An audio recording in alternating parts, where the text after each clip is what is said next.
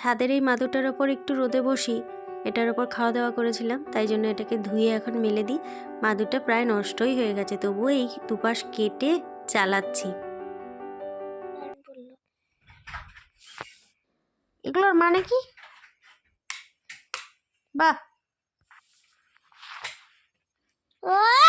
বাবা,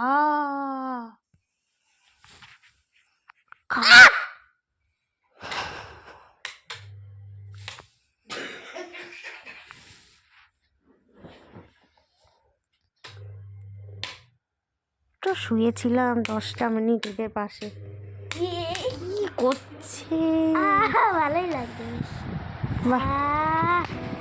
বাধ্য হয়ে আমি উঠে চলে আসলাম। এখন একটু কফি বানাই। কফির শিশিটায় দেখছি একদম শেষ প্রান্তে একটুখানি কফি রয়েছে। এটার মধ্যে 2 চামচ আমুলের গুঁড়ো পাউডার দিয়ে একটু গরম জল ঢেলে একটা স্পেশাল পদ্ধতিতে বানালাম এই কফি। না হলে চামচ দিয়ে ওই নিচের সবটা কাচিয়ে তোলাটা সম্ভব ছিল না। এটার মধ্যেই এরকম করে তৈরি করে নিলাম, দুর্দান্ত খেতে হয়। যখনই কফি শেষ হয়ে যায় এভাবে আমি একদিন কফি বানাই। চিনি না দিলেও চলতো, তবে ওই যে ভদ্রলোক এমনি দুপুরবেলার থেকে রেগে আছে, তাকে একটু দিতে হবে, তাই একটু চিনি দিলাম। ওকে কাপে দিলাম আর আমি এই বয়ামটা ধরেই খাবো।